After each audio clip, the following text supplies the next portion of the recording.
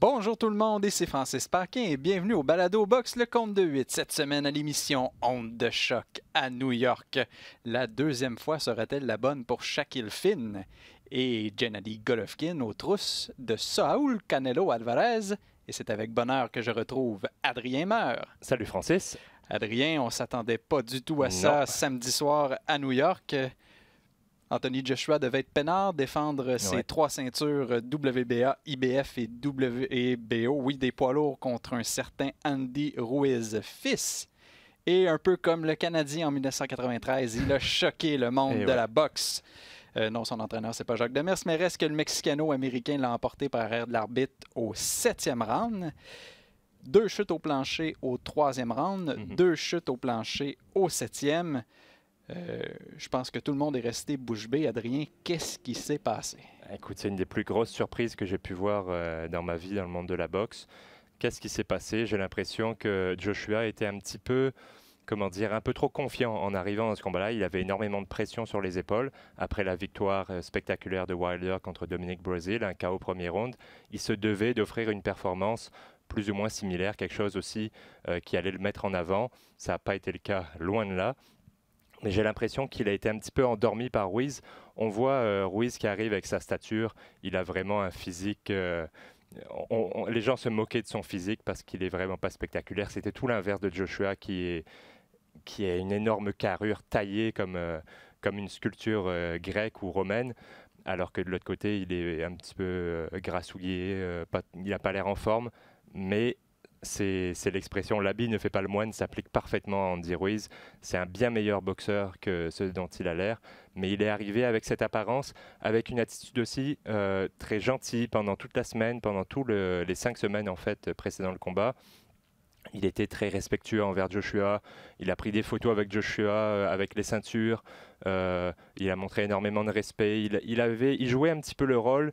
Il jouait un petit peu le gars qui connaissait son rôle, qui arrivait comme un faire-valoir et qui savait qu'il allait perdre et qu'il allait se montrer contre Joshua, mais qu'il allait perdre le combat. D'ailleurs, tu m'avais montré une vidéo où il prenait les escaliers roulants, saluait Joshua pendant son entraînement public. C'était vraiment deux chums, là. On aurait dit que c'était deux bons amis. Et il a peut-être manqué ce côté agressif à Joshua, de savoir qu'il est dans un combat. J'ai l'impression qu'il s'est laissé un petit peu endormir par cette... Ruiz lui a donné un faux sentiment, une fausse sensation de sécurité en étant fin avec lui, en étant tout gentil, en étant le gars qui ne fait pas de vagues et qui n'a pas l'air de venir pour gagner, mais qui a l'air d'être content d'être là et pas forcément de venir pour remporter cette ceinture. Et dès que le gong a sonné, dès que la cloche a sonné, là c'était complètement différent. On a vu un boxeur agressif qui avançait sur Joshua, qui lui mettait la pression et qui était venu pour gagner et pour lui faire mal. Et je pense que Joshua était peut-être pas prêt mentalement. Physiquement, c'est sûr qu'il était prêt, il est toujours en condition physique impeccable. Mais j'ai l'impression que mentalement, changement d'adversaire pas à la dernière minute, mais à 5 semaines d'avis. C'était censé être Jarrell Miller qui était là. Il a échoué à 3 tests antidopage, donc finalement c'est Andy Ruiz qui a pris sa place. C'est pas un match-up qui fait autant rêver que celui de Miller, qui est un énorme poids lourd de 315 livres. J'ai l'impression que tout ce changement-là, ça a un peu perturbé Joshua, qui était peut-être pas aussi motivé, pas forcément motivé, mais que c'est pas ce à quoi il s'attendait à la base. Lui, il attend un combat contre Wilder, contre Fury, ces gros noms-là, et en attendant, il doit se battre contre des gars moins populaires comme Ruiz. C'était peut-être une question de mental et aussi tout le côté médiatique de ses débuts aux États-Unis. Ça a pris énormément d'énergie, à mon avis. On a vu des reportages et documentaires sur son camp d'entraînement. Il y avait toujours des caméras qui le suivaient, il y avait toujours des conférences de presse à droite, à gauche. J'ai l'impression que ça l'a drainé beaucoup, mentalement aussi. Je ne pense pas que c'était une question physique, c'était vraiment une question de préparation mentale pour le combat, à mon avis. D'un autre côté, il n'y avait pas non plus de surprise parce qu'on disait dès le départ, quand Ruiz avait été choisi comme adversaire de remplacement, qu'il était, l'expression a été reprise partout, taillé sur mesure pour Joshua, dans le sens qu'il allait foncer sur lui. Il n'a pas fait une stratégie complètement différente, comme on avait vu par exemple Golovkin contre David Lemieux, qui, au lieu de foncer, tient la distance. Là, on peut dire on était Généralement, on se prépare à tous les scénarios, mais on a toujours un plan A. Ouais. Et là, on savait qu'elle allait foncer sur lui. C'est ce qui est arrivé. Et au début du combat, pourtant, Joshua, si on regarde, gagne les 2 premiers rounds sur les cartes des juges, envoie Ruiz au plancher et à un moment donné, la chaîne se met à débarquer parce qu'il décide d'échanger coup pour coup avec lui, ce qui n'est pas nécessairement son style de boxe. Ce n'est pas nécessairement des choses... On l'avait peut-être vu contre Klitschko il y a très longtemps, mais c'est pas comme un Wilder où on sait qu'il va y aller all-in et qui est capable de jouer des parties de main chaude, comme le dirait notre ami Bernard Barré. Il était en contrôle, il tenait à distance, tout allait bien. Pourquoi jouer au macho et vouloir prouver qu'il est le roi de la montagne, le plus fort? Est-ce que c'est parce qu'il y avait justement cette pression-là qui lui planait au-dessus de la tête de se débarrasser d'un adversaire qui, comme tu l'as mentionné, un peu baquet, qui a l'air de rien, qui a l'air si gentil? Pourquoi l'étincelle qui s'est produite dans son cerveau pour s'obstiner à vouloir échanger? Parce qu'il a perdu à ce jeu-là. Parce qu'aussitôt qu'il y a eu la première chute, ça a été terminé. J'ai l'impression que quand il a envoyé au tapis au 3e, c'était un superbe enchaînement. Il a préparé ce crochet avec un uppercut de la main droite pour placer son crochet gauche. C'était très bien fait, mais après ça, il a voulu le finir tout de suite. Il a voulu faire le prédateur un petit peu, si tu veux, et terminer le combat immédiatement. Et c'est en se jetant un petit peu sur Ruiz qui s'est fait contrer. Et c'est là le problème. Quand tu as quelqu'un qui a des mains plus rapides que toi, il ne faut pas que tu échanges des combinaisons. Il ne faut pas que tu partes dans des échanges de plusieurs coups. Il faut que tu restes à 1-2 coups. Il ne faut pas partir comme il l'a fait pour essayer de passer le KO à Ruiz, commencer à lancer 3, 4, 5 coups parce que comme l'autre a les mains plus rapides, ses coups vont arriver avant toi. Et c'est exactement ce qui s'est passé. Ruiz, il a réussi à esquiver un uppercut sur le côté pour placer son crochet qui est sa meilleure arme, son crochet gauche. C'est d'ailleurs à chaque fois le crochet qui a parti les 2 chutes au tapis, que ce soit au 3e ou au 7e. Et à partir de là, on a vu ça atterrit sur la tempe et les jambes de Joshua n'étaient plus là du tout pendant tout le round. Il n'était pas solide sur ses jambes et il n'a jamais vraiment... il a récupéré au 5-6e où on a vu qu'il était un peu plus stable, mais c'est qu'une question de temps. On sait que si tu te refais attraper à la tête, ça va repartir, les jambes vont être coupées à nouveau. C'est ce qui s'est passé.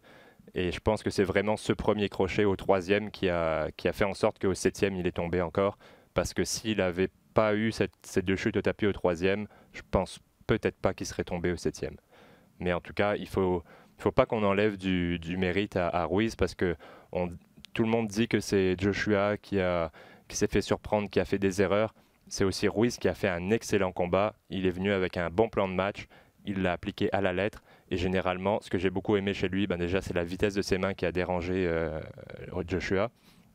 C'est aussi le fait qu'il reste bien en place. Parce que souvent, quand les boxeurs, comme par exemple Povetkin, qui lui aussi avait des mains rapides, avait un petit peu le même profil, pas le même genre de boxeur, mais un peu le même profil que Ruiz, plus petit avec des mains rapides, lui, quand il se faisait frapper par Joshua, il reculait beaucoup.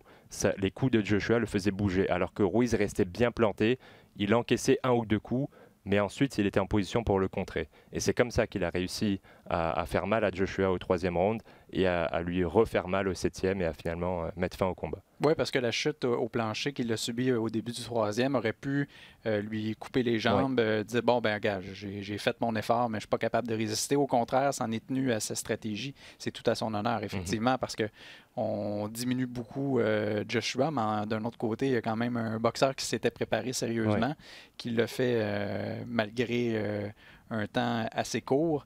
Donc, faut reconnaître. J'avais envie de parler avec toi du travail parce que j'ai agréable surprise. On a vu le 3e homme dans le ring, c'était le Montréalais Michael Griffin. Certaines personnes ont critiqué son travail. Ça semble être la norme. Là, on disait Griffin n'est plus le même depuis Stevenson. Là, on jumelle ça au fait que la commission athlétique à New York, là, on ne veut plus prendre de chance avec ce qui s'était produit avec le poids lourd russe. Au contraire, Griffin a regardé le boxeur. On a senti là, un arbitre d'expérience qui est en contrôle et c'est pas une raison anodine pour laquelle il est invité un peu partout dans le monde. Il n'a pas juste officié à New York, il a fait notamment des fois au Japon. C'est qu'on a vu, là, il était en mesure de lire dans les yeux de Joshua qui, malgré le fait, disait qu'il voulait continuer, était complètement adossé contre les câbles. On sentait là, vraiment qu'il y avait pas nécessairement envie de continuer. Peut-être que sa tête disait oui, mais son corps le parlait, donnait des signes évidents. Ouais, le langage corporel était clair, il était adossé au câble, il paraissait épuisé, à bout de souffle complètement. Le protège-dents qui est toujours, il l'a recraché lors de la 4e chute. Tu le voyais physiquement, même s'il disait à l'arbitre oh, oui, je veux continuer, il était adossé dans les câbles. Généralement, un boxeur, quand tu lui dis est-ce que tu veux te battre, il revient avec les gants devant toi, comme ça. Là, ça se voyait à l'œil nu qu'il voulait plus se battre. C'était sa 4e chute au tapis. Il était déjà épuisé avant. C'est même pas des coups clairs et nets qui l'ont envoyé au sol à la fin. C'était vraiment l'accumulation. Il était plus capable. Et ça se sentait qu'il voulait pas y retourner. Et chez les poids lourds, il faut faire très attention. Tu es déjà tombé 4 fois au tapis. Tu as en face de toi un gars qui cogne fort. Tu veux pas avoir d'accident non plus. Parce que tu as trop attendu avant d'arrêter le combat. Donc je trouve que c'était une excellente décision de sa part. Il l'a bien regardé, il lui a donné une bonne dizaine de secondes après le compte pour vraiment juger l'état de Joshua, pour vraiment s'assurer que ça soit la bonne décision à prendre d'arrêter ce combat. C'est ce qu'il a fait et je pense que c'était la bonne décision parce que ça servait à rien de continuer. On voyait que Joshua tenait plus debout et qu'en face, Ruiz avait les mains toujours aussi rapides, était encore en forme, était capable de le... S'il l'avait renvoyé dans la mêlée, il l'aurait renvoyé au sol encore une fois. Et ça aurait été juste des dégâts inutiles pour Joshua. Bon, dans les cas comme ceux-là, on a toujours tendance à vouloir jeter le bébé avec l'eau du bain. On remet en question toute une série de décisions qui ont été prises par Anthony Joshua au fil de sa carrière. Bon, il semble que juste nous deux aussi qui n'avaient pas vu venir cette surprise-là parce qu'André Ward a dit, lui, qu'il le savait parce que Joshua se concentre trop sur son physique. Boxe passé, il y a un article aussi qui est ressorti comme quoi Floyd Mayweather fils aurait contacté Joshua après sa victoire contre Klitschko. Il lui aurait dit « Viens à Las Vegas dans mon gymnase, on va t'apprendre à boxer ». Par contre, j'ai un peu de difficulté avec tous ces commentaires qui surviennent après coup parce que l'entraîneur de Anthony Joshua, c'est Rob McCracken. McCracken, c'est l'ancien entraîneur de Carl Froch. C'est un entraîneur dont toute la communauté pugilistique à travers la planète dit le plus grand bien. On dit que c'est un des meilleurs pour inventer, concevoir des stratégies.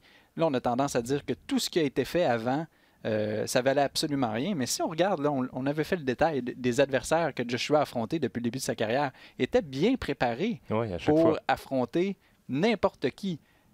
S'il avait affronté, par exemple, Deontay Wilder, les choses se terminent comme ça, ben on se dit, c'était une rencontre au sommet entre les deux meilleurs boxeurs.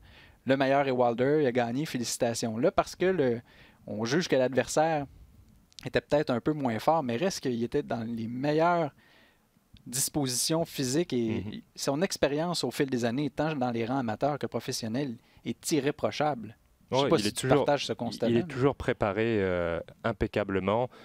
J'ai trouvé qu'il a été un peu... C'est parce qu'au début, il a bien boxé. Jusqu'à la première chute au tapis de Ruiz, il a bien boxé, il a fait ce qu'il fallait. Après, je trouve qu'il s'est un peu précipité. Et à partir de là, c'était le début de la fin. Mais je ne pense pas qu'il y ait de problème avec McCracken. C'est un très bon entraîneur. Et jusqu'à maintenant, ça avait bien marché. Chez les poids lourds, il suffit d'un coup pour changer un combat. On a vu Asim Rahman battre Lennox Lewis il y a quelques années. On a vu Buster Douglas battre Tyson. C'est pas pour ça que tu vas changer d'entraîneur. Klitschko aussi avait subi contre Corey Sanders. Donc ça arrive souvent chez les poids lourds. Ça arrive plus souvent que dans les autres catégories parce que justement, c'est des gars qui font 240, 250, 260 livres. Donc il suffit d'un coup de poing. Là, dans son cas, malheureusement pour lui, son adversaire n'a pas le physique qui fait en sorte qu'on le respecte, mais c'est un bien meilleur adversaire, Ruiz, que par exemple Dominic Breazeale l'était pour Wilder. Ruiz, sa seule défaite en carrière, c'est contre Joseph Parker, et c'était un combat très serré qu'il aurait très bien pu remporter. C'est passé en Nouvelle-Zélande. C'était lui le côté B de l'équation. Il était allé comme adversaire de Parker, et il avait beaucoup dérangé le Néo-Zélandais. Il avait perdu par décision, mais ça aurait pu aller de son bord. Donc c'est vraiment un boxeur qui, à chaque fois qu'il a rencontré des boxeurs de haut niveau, était tout à fait à sa place. Je le trouve meilleur que beaucoup d'autres poids lourds. Je ne veux pas qu'on retire du mérite à Ruiz parce qu'il a fait un excellent combat. Et c'est pas tant Joshua qui a perdu ce combat-là que Ruiz qui est allé le gagner. D'ailleurs, Joshua était très digne dans la défaite. Même sur le ring, après le combat, a laissé toute la place à Ruiz. l'a félicité, c'est pas défilé, il a dit j'ai perdu, il a été meilleur que moi. Il a même posté une vidéo sur les médias sociaux. Et encore une fois, c'est comme si on a l'impression toujours, il faut qu'il se justifie toujours alors qu'il est digne. Il n'a pas cherché d'excuses, il n'a pas dit j'étais sur un tournage de film ou j'ai fait la fête la veille. Non, non, j'ai perdu contre un boxeur qui était meilleur que moi. Ouais. Et encore là, on sent qu'il doit toujours ramer pour convaincre les gens de ça. C'est terrible parce que c'est un des boxeurs qui a le plus de classe. On a pu voir sur le ring. Quand on est venu pour l'interviewer, il a dit non, c'est son moment à lui, tu vas lui parler à lui. Et il y en a très peu qui font ça. Il n'a pas cherché d'excuses. Il est allé féliciter Ruiz. Mais ça revient un peu à ce que je disais tout à l'heure. J'apprécie beaucoup ce côté-là et je respecte ça. Mais j'ai l'impression qu'il manquait un peu de méchanceté chez Joshua. C'est par rapport à toute la semaine avant le combat où Ruiz a été... c'est à un haut niveau dans le sport professionnel. Jean-Pascal nous l'a répété combien de fois, c'est pas tant l'entraînement qui fait la différence, c'est le côté mental. On l'a vu, je ne veux pas faire de comparaison, ça serait odieux, mais avec Simon King, ce qu'on nous a dit après sa défaite, était fatigué mentalement. Là, on voit pondre un peu à l'horizon le même scénario, beaucoup de promotions, cherche à se faire connaître. Et notre ami Laurent Poulain l'avait dit la semaine dernière, Anthony Joshua avait tout à perdre avec ce combat-là. Et dans le fond, si c'était Big Baby Miller qui s'était retrouvé devant lui, est-ce que le scénario aurait été différent? Parce que là, on n'a pas eu le choix de trouver un adversaire américain, étant donné que le combat était présenté à New York. On cherche aussi à faire une incursion pour DAZN dans le marché nord-américain. Les choses ne sont pas nécessairement évidentes. On n'a pas de très grande propriété sportive aux États-Unis. Ce n'est pas nécessairement le cas pour DAZN au Canada, mais aux États-Unis, il y a le Bellator, il y a les combats de boxe de Golden Boy et de Matchroom USA, mais sinon, il n'y a pas grand-chose. Et là, on veut des abonnements. Et qui sont sur le continent nord-américain les plus fervents amateurs de boxe? Ce sont les Mexicains. Ouais. Là, on a un boxeur américain d'origine mexicaine. Pour le marketing, c'était excellent, mais le fameux proverbe, qui choisit prend pire. Et le bassin d'adversaires était quand même malgré tout assez limité. Et ça paraissait pas trop dangereux à la base, mais quand tu regardes les derniers adversaires de Joshua, ceux qui lui ont posé le plus de problèmes, à mon avis, Povetkin en est un, qui en début de combat avait très bien fait. Il avait posé des problèmes, il n'avait pas cassé le nez, mais il avait abîmé le nez à Joshua avec la vitesse de ses mains. C'est vraiment ça qui avait dérangé Joshua. Et là, c'est un peu le même profil avec Ruiz. C'est un gars avec des mains très rapides. Donc, j'ai trouvé que Joshua aurait dû utiliser plus sa distance. Il n'a pas assez de jabé après le troisième round. Il aurait dû reprendre son jab, ce qu'il avait fait contre Povetkin, où il avait beaucoup de jabé au corps. Et là, il a carrément abandonné son jab. Et je pense que c'est ça qui a fait en sorte que Ruiz a pu l'atteindre autant de fois. C'est qu'il pouvait s'approcher sans trop subir de dommages. On a déjà annoncé du côté de Eddie Hearn on allait exercer la clause de combat-revanche. On parle novembre ou décembre. Quel endroit? Londres, ça aurait été peut-être un automatique, mais là, on dit peut-être, parce qu'on veut monnayer aussi cette histoire-là, est-ce que Las Vegas ou encore Los Angeles? Pourquoi pas l'île de la Réunion? Pas sûr que ça ait autant de succès là-bas, à cause des horaires. Mais reste qu'il va y avoir un intérêt monstre pour cette revanche-là et ça bouleverse complètement l'échiquier mondial sur la scène des poids lourds. C'est drôle, on ne s'attendait pas à ce que le combat entre Dillian Whyte et Oscar Rivas, qui sera présenté le 20 juillet à Londres, ait autant d'importance.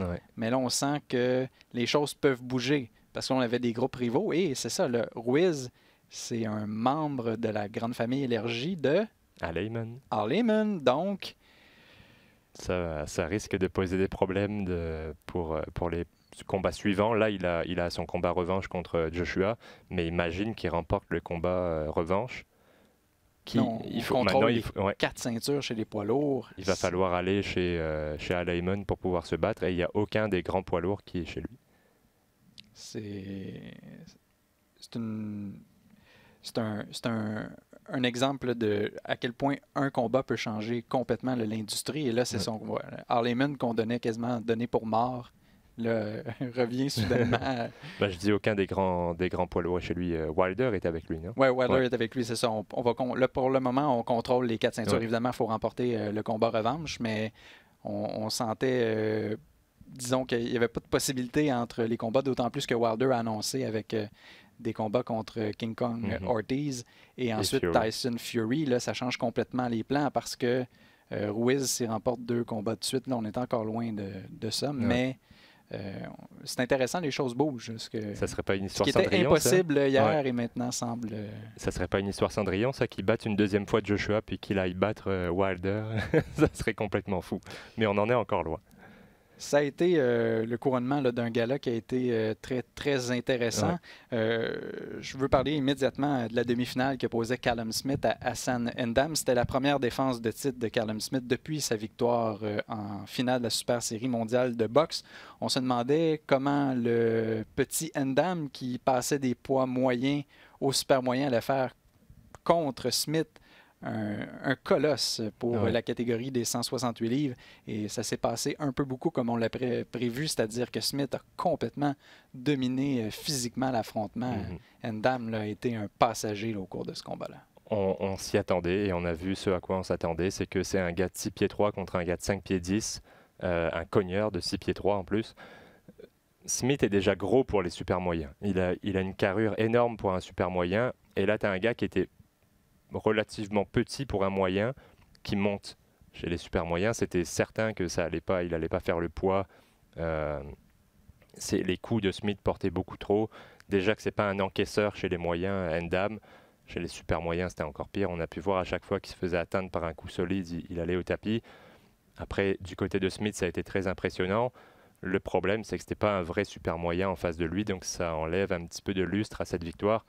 Mais techniquement, c'était bien fait. Dès que les 3 chutes au tapis, ça a été avec des catch and counter, c'est-à-dire qu'il bloque le coup et dès qu'il reçoit le coup sur son gant, il déclenche le contre, 2 fois avec le crochet, 1 fois avec la droite, qui a allongé N'Dam sur le dos. C'était temps que ça s'arrête parce que chacune des chutes au tapis était des vraies chutes au tapis. Là. Il était sonné, il était mal en point.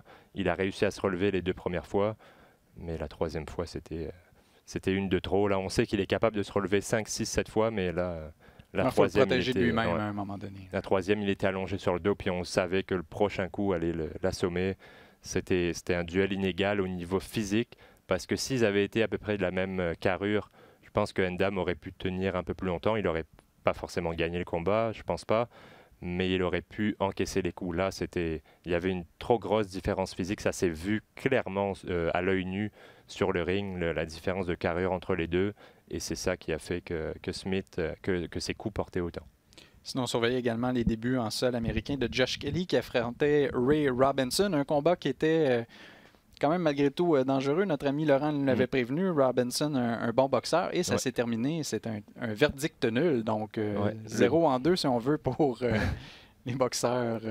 Le 2e nul de suite pour Robinson. Il avait déjà fait à son dernier combat un combat nul contre Cavalioskas, où il avait bien paru contre un gars qui était un boxeur agressif.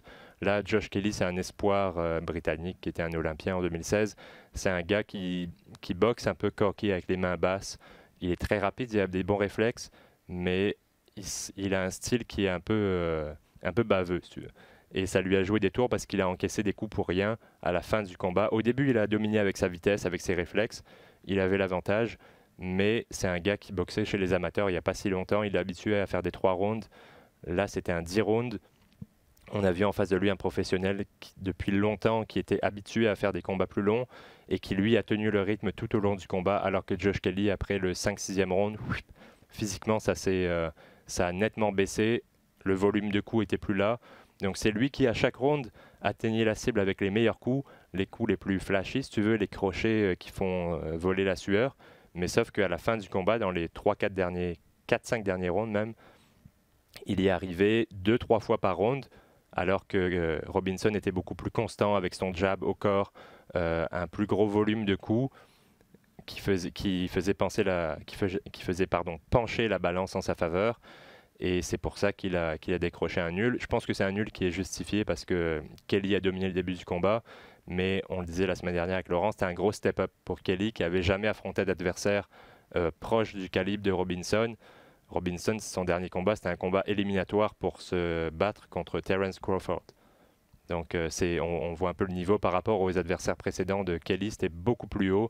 C'était peut-être un peu trop tôt pour le... Ouais, c'est ça, c'est quand même un bon rappel que Ouais.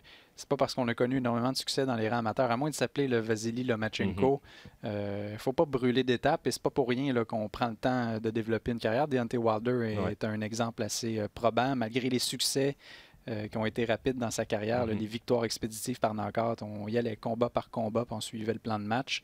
Et des fois, il y a une volonté de vouloir brûler des étapes, ne serait-ce parce qu'on veut des combats qui sont plus payants, mais là, on s'est fait jouer un petit tour. Moi, c'est pas une défaite, mais... Il a montré qu'il avait des qualités, mais à mon avis, le gros problème, c'est physique. C'est qu'il a baissé le pied après le 5e, 6e round où il était vraiment à bout de souffle et il lançait quasiment plus de coups. Et aussi cette manière de se battre avec les deux mains basses, ça marche contre des adversaires de plus bas niveau, mais quand tu as un gars en face qui sait le moindrement boxer, ben, il va te donner des coups. Il a encaissé des coups inutilement.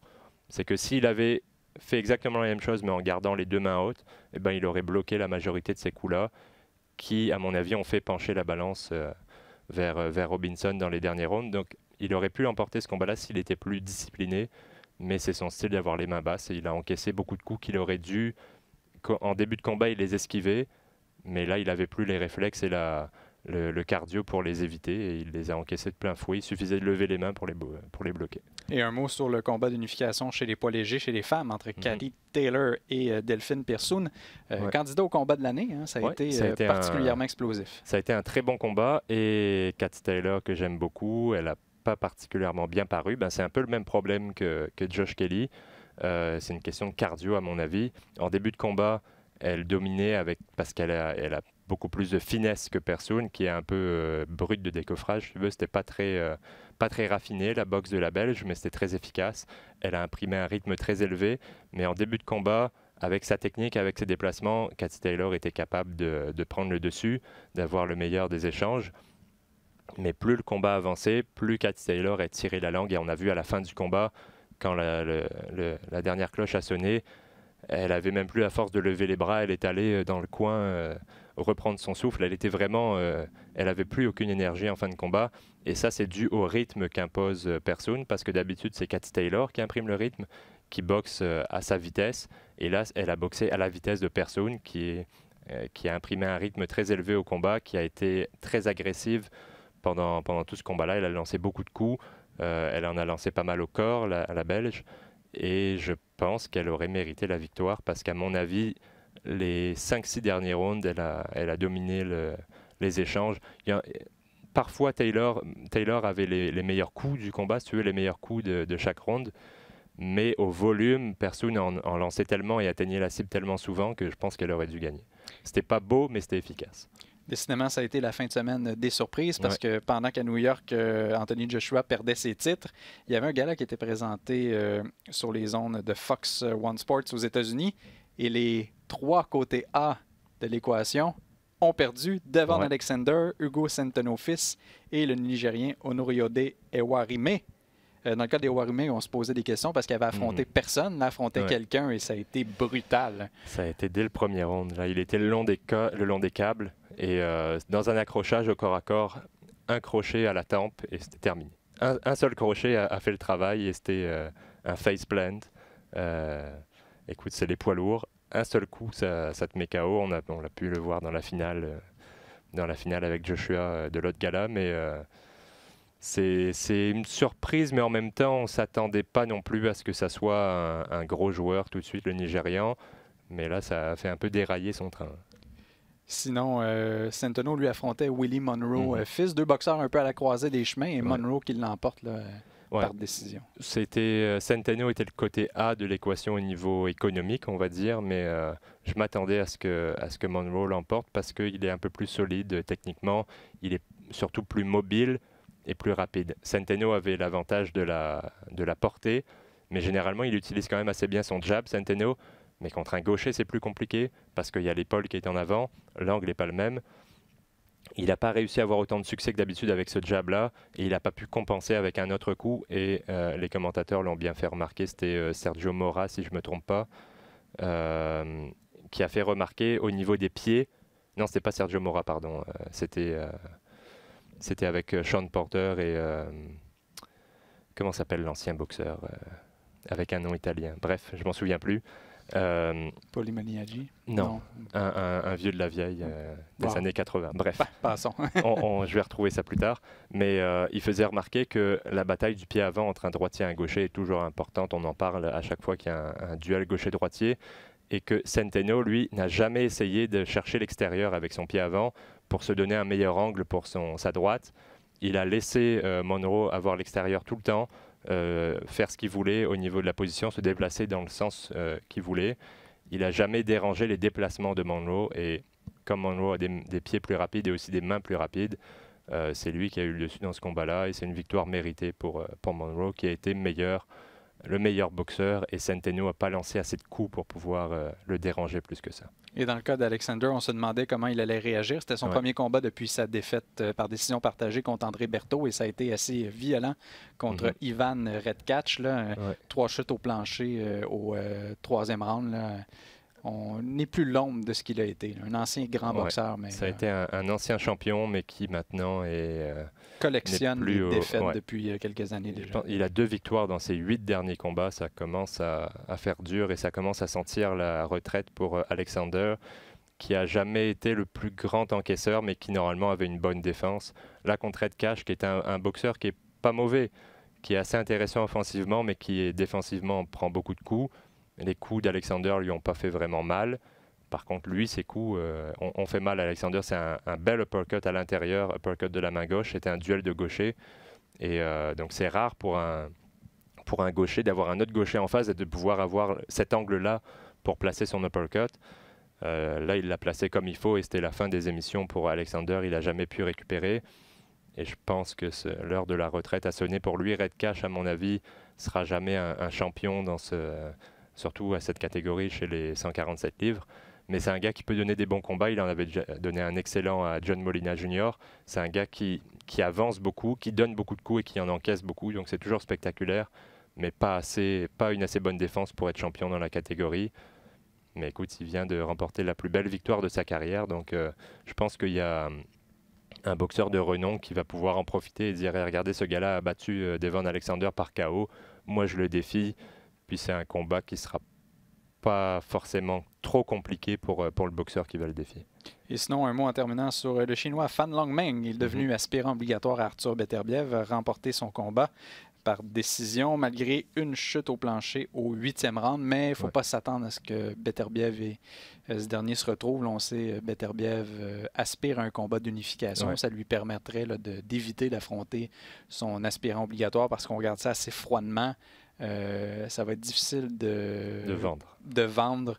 On peut comprendre contre le dernier Kalajic était un Américain installé depuis plusieurs années là-bas, même si c'était d'origine bosnienne, mais là, ça va être surtout compliqué. Que c'était Fan Longmeng était le 5e aspirant, je pense, à la ceinture. C'était un combat entre le 5e et le 7e, donc c'était même pas les meilleurs de la catégorie qui s'affrontaient. C'est pas un duel Meng contre Beterbiev que les gens veulent voir.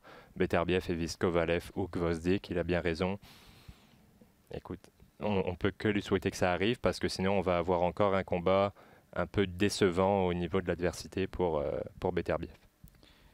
Présentation de 3 galas de boxe au mois de juin au Québec. Ça commence samedi en marge du Grand Prix du Canada. Shaquille Finn qui va affronter Elio German Raphael. La soirée commence à 19h. Pour Finn, c'est un peu la deuxième occasion de faire enfin son entrée dans les classements mondiaux. On se rappelle, gala du 1er décembre dernier à Québec affrontait Dario Bredician. Ça s'était terminé par un verdict nul partagé. À mon très très humble avis, il aurait dû être déclaré gagnant de ce combat-là. D'ailleurs, j'avais la même carte que le juge Benoît Roussel, 98-92 en faveur de Finn. Il est revenu sur le chemin de la victoire au mois de mars. Là, il affronte un boxeur qui a subi ses 2 défaites en carrière contre des noms qu'on connaît quand même un peu, Marco Antonio Periban et Adam Denner, celui-là même qui a perdu contre Malong Feng. Devait affronter à l'origine Bruno Sandoval, le Brésilien, mais il n'a pas passé au conseil pour les différentes ceintures qui sont à l'enjeu. Ceinture nord-américaine de l'IBF et NABF chez les poids super moyens. Donc, peut-être pas une place garantie dans le top 15 à l'IBF, mais du côté du Ouais. WBC, la NABF, c'est quand même une des ceintures mineures intéressantes. Dans le cas de Finn, il va falloir faire attention au... est-ce qu'on peut dire que c'est un slow starter et surtout qu'il a tendance à s'abaisser des fois au niveau de son adversaire. C'est un boxeur qui possède énormément de puissance. On l'a vu au fil des galas qui ont été présentés au casino, est capable de réussir de percutants knock-out, mais des fois, est peut-être son pire ennemi là, à l'occasion. Ouais, il peut avoir du mal à mettre la machine en marche et des fois on le voit un peu trop prudent ou un peu trop pas assez actif, notamment en début de combat. Ça, c'est quelque chose qu'il faut corriger peut-être dans la préparation. Avant combat, dans le vestiaire, essayer, je sais pas, de s'échauffer un peu plus tôt ou de s'échauffer un peu plus fort pour arriver un peu dans un meilleur rythme. Mais c'est parfois une question mentale aussi de vouloir regarder ce que fait l'adversaire avant, voir un peu les tendances qu'il a, pouvoir sentir sa force de frappe, etc. Donc c'est difficile quand tu es quelqu'un qui commence les combats lentement de changer cette tendance-là. Il faut changer quelque chose dans ta routine d'avant-combat pour pouvoir commencer plus fort, à mon avis. Bon, dans l'ensemble, il faut dire que son adversaire, là, qui est d'origine mexicano-argentine, n'a pas nécessairement battu beaucoup de grands noms. Là, si on regarde là, dans l'ensemble, c'est des boxeurs qui avaient très peu d'expérience ou encore des boxeurs avec des fiches largement perdantes. Donc, en principe, là, il n'y a aucune raison que Finn ne remporte pas ce combat-là. Mais il s'est déjà battu à un meilleur niveau contre ces deux gars-là. Ces deux défaites, c'était Periban et Dainès, on en a parlé. Donc, il sait ce que c'est d'avoir un adversaire de bon niveau en face. Donc, il ne va pas être particulièrement surpris par Shaquille Finn. Ça ne veut pas dire qu'il va avoir les armes pour le contrer ou pour le battre, mais il va savoir quoi faire dans le ring à ce moment-là. Ça ne va pas être une première pour lui, une surprise. Ça ne va pas être quelque chose d'inconnu pour lui. Sur cette carte, également en action, là, le protégé de Stéphane Larouche, Wilfried Seyi, ou encore Terry Ozias, qui est aussi un habitué des galas au casino. Whitney Bay, ou encore un affrontement à saveur locale entre Dwayne Durrell et Rudy Vincent. Et également 2 combats de boxe chez les femmes, les débuts professionnels de Marie-Pierre Hull et également Jessica Camara, qu'on a déjà vu au casino il y a quelques temps. Sinon, ben, le gros morceau de la fin de semaine, c'est l'événement qui est présenté sur DAZN. Les combats principaux à compter de 21h, ça culmine avec Gennady Golovkin qui affronte Steve Rose. Il y a 10 mois qui se sont écoulés depuis que Golovkin a subi la défaite contre Canelo Alvarez. Entre-temps, c'est entendu avec DAZN dans l'objectif avoué d'obtenir le rubber match. C'est un combat qui est en apparence très peu compliqué contre Steve Rose, mais il ne faut pas se fier aux apparences. On l'a appris plusieurs fois la fin de semaine dernière. C'est un combat qui est négocié à 164 livres. C'est intéressant, Golovkin ne s'est jamais battu à ce poids-là depuis le début de sa carrière. Il faut comprendre, il a fait combien de combats de championnat du monde chez les poids moyens? Plus d'une vingtaine. Facilement. Donc, c'est pas surprenant. Et d'un autre côté, on va profiter du fait aussi qu'on peut, pas obligé de souffrir pour respecter la limite pour une rare fois. Bon, il y a des grands plans pour Golovkin, on l'a évoqué. Si ce n'est pas Canelo, ça peut être bien d'autres boxeurs. On sait que DAZN, dans ces eaux-là, possède énormément de boxeurs. Mais est-ce que Rose, lui, peut contrecarrer ces plans-là? Donc, parce que là, en décembre 2016, il battait un boxeur du nom d'Attila Koros. Là, ça vous dit peut-être quelque chose. Il s'est déjà battu contre Francis Lafrenière. Et depuis, il a affronté Damon Nicholson, qu'on a déjà vu ici même à Québec contre Emmanuel Halim. C'est vrai. Donc, affronté notamment Keandre Leatherwood, un autre qui a perdu contre Centeno, Ndili et Caleb Truax. Donc, on essaie de faire des comparables. A gagné tous ses combats depuis le début de sa carrière, Rose, mais là, affronte une autre sorte de client. C'est dans une ligue qui est complètement à part. On disait tout à l'heure que c'était un gros step-up Robinson pour Josh Kelly. Là, c'est pas un step-up, là, c'est pas un step, c'est un jump, là. Un jump-up, mais c'est 3 classes au-dessus, 4 classes au-dessus de ce qu'il a l'habitude de voir en face de lui. Et tu peux pas arriver mal préparé contre un boxeur comme Golovkin. Il faut que tu aies déjà vu des gars de haut niveau avant d'affronter Golovkin. On disait qu'il ne faut pas se fier aux apparences, qu'il peut toujours y avoir des surprises. Andy Ruiz, lui, s'est battu contre des boxeurs de très bon niveau avant d'affronter Joshua. il était préparé au plus haut niveau. Steve Rose, fiche de 105-5 dans les rangs amateurs. Ouais. Il y avait quand même du bagage là, derrière ça. Là. Alors que Steve Rose, lui, n'a battu que des gars qui étaient des boxeurs de catégorie B ou C. Là, il va faire face à un A++. Donc, ça va être très compliqué pour lui, à mon avis. D'autant plus que, normalement, quand tu as un boxeur de plus haut niveau comme ça, un niveau de compétition beaucoup plus élevé que ce dont tu as l'habitude, ben, tu vas prendre quelques rounds avant de rentrer dans ton combat, de t'y habituer, de t'acclimater à ce niveau-là. Tu ne peux pas prendre 3 ou 4 rounds pour t'acclimater face à Golovkin parce que tu vas te faire mettre KO avant. Si tu n'es pas prêt dans le premier round, ça peut terminer très très vite. Et je pense que Golovkin, pour décrocher ce 3e combat contre Canelo, veut marquer son territoire, veut une victoire expéditive, spectaculaire, et il va être agressif dès le début du combat. Ça risque d'être compliqué pour le Canadien, d'autant plus qu'il n'a pas une force de frappe particulièrement élevée pour se faire respecter rapidement, donc je lui donne pas beaucoup de chances de l'emporter. Juste, c'est pas une critique envers Steve Rose, c'est juste que Golovkin est beaucoup trop fort et il a fait un nombre incalculable de combats de championnat. Il s'est battu contre les meilleurs boxeurs de sa catégorie depuis 10-15 ans, alors que Steve Rose, lui, est loin, très très loin d'avoir cette expérience-là. Il n'est pas prêt pour un combat de championnat, surtout contre un ancien champion comme Golovkin. Un combat de championnat contre un gars qui fait sa première défense, pourquoi pas, mais contre Golovkin, il n'est pas prêt. Peut-être un petit résumé de sa carrière. Hein. Dans les rangs amateurs, c'est pour un Canadien, c'est intéressant en ce sens qu'il a été champion au pays en 2009-2010, a participé au championnat du monde à Milan en 2009. Il avait perdu un combat contre l'éventuel médaillé de bronze indien Vijender Singh.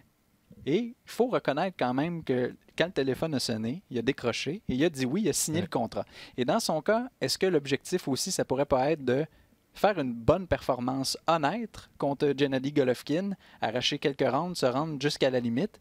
Mais là, le téléphone va probablement se remettre à sonner et des boxeurs en ascension pourraient faire appel à ses services.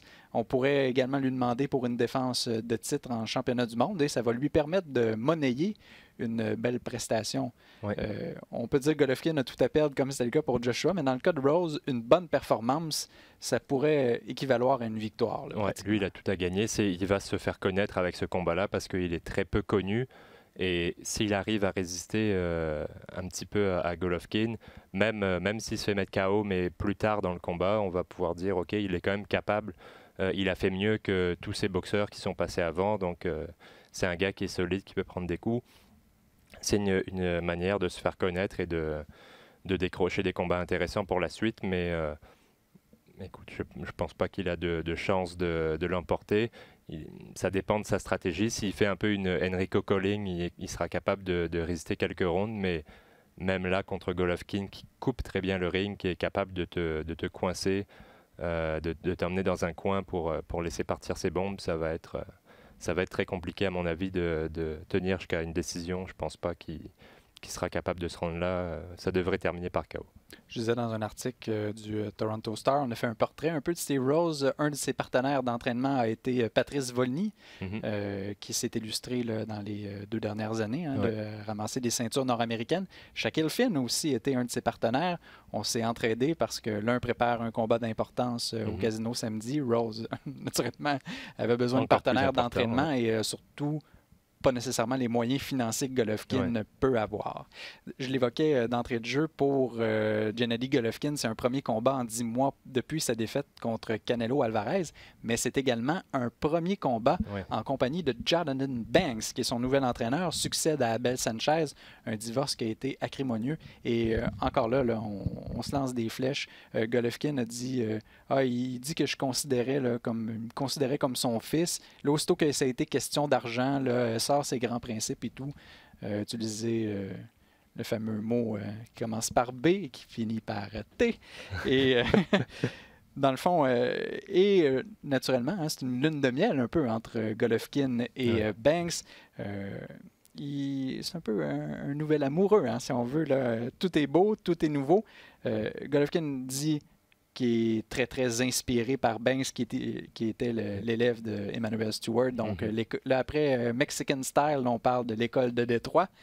Et il faut s'attendre à lui, le plus de boxe, plus de stratégie, revenir à la base. C'est un cliché qu'on entend souvent quand un boxeur effectue des changements. D'un autre côté, il ne faut pas non plus oublier ce qui a fait le succès de Golovkin, un boxeur qui est axé sur l'attaque et contre un adversaire de la trempe de Steve Rose. On n'a pas le choix non plus aussi d'un peu mettre de la pression pour le faire craquer. Oui, et de l'emporter rapidement pour pas avoir de... Parce que tu peux l'emporter par KO 11e, tu vas quand même être critiqué. Il faut qu'il l'emporte par KO tôt dans le combat. Donc à mon avis, il va pas abandonner son style agressif. Il va juste travailler peut-être un peu plus le mouvement. Il a un excellent jab déjà, mais il utilise son jab pour avancer. Peut-être l'utiliser parfois pour rester à distance. Ce qu'il avait fait contre David Lemieux. Mais je pense pas qu'on va voir tout de suite ces changements parce que ça fait pas longtemps qu'il s'est associé à Jonathan Banks. Donc, à mon avis, ça prend au moins 1 ou 2 combats avant de voir le travail d'un entraîneur, surtout s'il veut changer le style de son boxeur. Je ne pense pas qu'on va avoir une grosse différence dans ce combat-là. On va peut-être en voir une dans le combat suivant, surtout si c'est contre Canelo Alvarez, où là, il aura besoin justement d'être un peu meilleur boxeur. Pas meilleur boxeur parce qu'il est déjà très bon là-dedans, mais d'ajouter 1 ou 2 éléments pour être un peu plus complet, si tu veux, pour pouvoir mieux rivaliser avec Canelo. Oui, parce qu'on a vu en Canelo depuis quelques combats de championnat, il faut vraiment être outillé à plus d'un niveau là, pour être en mesure. C'est ça, il est beaucoup plus... Pas juste pour l'emporter, mais pour avoir des chances et lui faire mal un peu. Oui, Canelo est très complet, il sait faire à peu près tout, alors que je ne dis pas que Golovkin n'est pas capable, mais il utilise une partie plus réduite de son arsenal et de manière de boxer. Il boxe d'une seule manière, alors qu'il a toutes les capacités physiques et techniques pour boxer de plusieurs manières différentes. Donc je pense que c'est ça que Jonathan Banks veut amener, c'est qu'il soit capable d'utiliser toutes ses qualités pour amener un autre visage dans le ring. En demi-finale de ce gala qui est peut-être moins spectaculaire que celui de la fin de semaine dernière à New York. Il faut comprendre aussi un événement au Madison Square Garden. On veut que ça soit grandiose. Ça va être l'occasion de voir à l'œuvre le Ali Akhmedov contre Marcus McDaniel pour un titre international des super moyens du WBC. Ou encore peut-être le combat que je vais suivre le plus attentivement, ça va être le phénomène ouzbek Israil Madrimov qui va affronter Norberto Gonzalez qui lui a affronté pas mal tous les boxeurs en ascension au cours des dernières années. Sinon, il y a aussi... Madrimov est très intéressant. Je l'avais vu à Atlantic City en sous-carte de Bivol Pascal et j'avais été vraiment impressionné par les qualités athlétiques. On le voit, dès qu'il entre sur le ring, on voit que lui, c'est un vrai. Quand tu le vois boxer, il y en a certains, tu dis, OK, il a une bonne technique, mais lui, c'est un phénomène physique. Ça va être intéressant de voir sa progression. Il a toutes les qualités physiques pour aller très, très haut. Et sinon, il y a aussi l'Olympien Charles Conwell qui va affronter Courtney Pennington, qui lui s'est déjà battu contre un certain Delvin Rodriguez, qu'on avait vu dans un stade olympique bondé. Un succès. Combat contre Joachim Alcine. C'était le festival du malaise. Et autre combat intéressant à surveiller cette fin de semaine à la télévision, ça va être présenté en direct sur les ondes de RDS2 à compter de 22h. Oscar Valdez qui affronte Jason Sanchez, déjà 6e défense du titre des poids plumes de la WBO du Mexicain, qui affronte lui son 11e aspirant. Andy Ruiz était le 11e aspirant à Anthony Joshua, également à la WBO. Attention. Et oui, Valdez, on se rappelle, avait subi une fracture de la joue contre Scott Quigg à son avant-dernier combat, mais là, sa dernière défense, sa dernière victoire contre Carmine Tamassone, ça avait lieu à Frisco en sous-carte de Kovalev Alvarez 2, a prouvé qu'il était bien remis. Et c'était son premier duel avec un certain Eddie Reynoso, qui est entraîneur de Canelo Alvarez. À l'origine, Valdez, on voulait qu'il affronte Eric Ituarte, mais la WBO n'a pas approuvé le combat pour la simple et bonne raison qu'il n'était pas classé.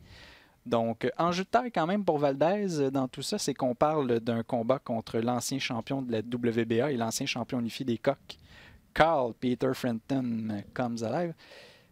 Blague de musique que Jean-Luc Legendre va aimer. Moi, je ne l'ai pas pogné, celle-là. Désolé. Ça me fait plaisir. Et Frampton, lui, s'est entendu récemment avec Top Rank et ESPN. Sanchez, on connaît peu de choses que lui. C'est un jeune boxeur, 24 ans, si je ne me trompe pas. Il a battu Daniel Olea à son dernier combat au 2e round. Ça, c'est un Mexicain qu'on avait déjà vu à Shawinigan l'année dernière entre Keane et Braidwood. Et sinon, en demi-finale, Gabriel Flores, qu'on a vu lui aussi en sous-carte de Beterbiev Kalajic à Stockton. On monte un peu de niveau. C'est un combat de 6 rounds qu'on avait vu à l'œuvre. Là, il affronte un boxeur du nom de Salvador Briceno, un Mexicain qu'on a déjà vu contre Antonio Moran, la plus récente victime de Devin Haney. Ouais. En tout cas, j'ai bien hâte de voir Valdez parce qu'il offre toujours des combats très intéressants. En face de lui, Sanchez, c'est un jeune aussi qui a faim, qui va venir pour se battre. Donc, je pense que ça va être un combat avec énormément d'action. De toute façon, avec Valdez, c'est rare que ce soit des combats plates parce que lui, il force l'action, il lance énormément de coups, il a un très bon cardio, une belle technique. C'est un boxeur que j'aime voir en action et ça va être un combat à pas manquer, surtout si on l'a en direct. Et ça va être l'idéal. Allumez vos télés pour ce combat-là parce que ça va être un feu d'artifice à mon avis. Sinon, je vais également surveiller du coin de l'œil Zab Judah qui affronte Cletus Seldin, un combat qui est présenté à Verona dans l'État de New York. Est-ce que tu savais que Zab Judah se battait encore? C'est en préparant le calendrier que je pense que c'est toi qui m'avais évoqué. Cletus Seldin se bat et tout. Et il y a un titre en plus qui est à l'enjeu. Celui de la NABA des super légers. Donc, le vainqueur de ce combat-là pourrait se retrouver classé à la WBA. C'est terrible. Il a 42 ans, Zab Judah. Il a fait, je pense, 2 combats depuis son retour contre des inconnus. Noël Meyer-Rincon, qu'on a déjà vu, je pense, dans les cartes ici au Québec. C'est un boxeur Judah, qui était très bon à l'époque, qui avait des qualités physiques exceptionnelles. Vitesse, réflexe, quelqu'un de très vif.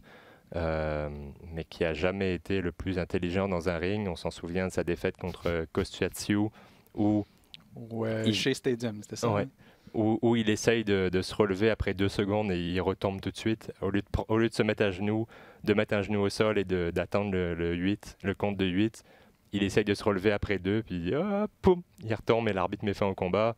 Ça avait été la foire contre Floyd Mayweather. Il lui avait donné une série de coups bas qui avait fait entrer Roger Mayweather dans le ring, qui avait frappé un homme de coin de Zab Judah. Enfin, il y avait eu une bagarre générale en plein milieu du combat. C'est toujours un gars qui arrive à mettre le bordel partout où il passe, mais c'est un boxeur qui avait d'excellentes qualités. Par contre, c'est des qualités que tu perds avec l'âge, la vitesse et la vivacité.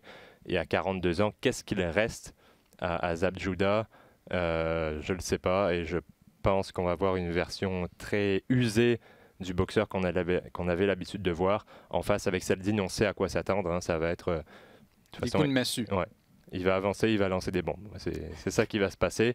Mais pour moi, l'issue du combat, c'est quel Judah on va avoir. Si on a un Judah qui est un peu proche de l'ancien, de celui qu'on connaît, il va pouvoir l'emporter parce que c'est un gars qui va jouer un peu avec un gars comme Seldin. Il va esquiver ses coups, il va le contrer. Mais si c'est une version lavée, relavée de Zab Judah, il va se faire passer le chaos. Toujours intéressant de toute façon de voir le marteau hébreu en action. Adrien, c'est ce qui fait le tour de l'actualité pour cette semaine. Comme d'habitude, je vous invite à visiter notre page Facebook, le compte de 8, ou encore nos différents comptes Twitter, que ce soit @FPaquinRDS ou encore @AdrienMeur. Je vous invite à visiter le rds.ca/balado-diffusion pour retrouver tous les contenus produits par RDS, notamment un nouvel épisode de Dans la cage avec notre ami Benoît Baudouin qui a reçu Olivier Aubin-Mercier pendant toute la durée du balado, ou encore mon préféré, à la volée, avec les deux Maxime Desroches et Tousignan, toute l'actualité sur le tennis avec Roland Garros, Wimbledon qui s'en vient. C'était Max. Ou encore, on vous invite à visiter l'application iHeart Radio, comme vous le voyez au bas de l'écran, entre une chanson de Milli Vanilli. D'ailleurs, Blame It on the Rain, il pleut tout le temps présentement. Et voilà. Pourquoi pas, écoutez notre balado, une petite chanson. Le plaisir y est. Au nom d'Adrien Meur et de l'apothicaire de la mise en onde, Tim Fournier, ici Francis Paquin, qui vous remercie d'avoir été des nôtres et qui vous dit à la prochaine. Ciao.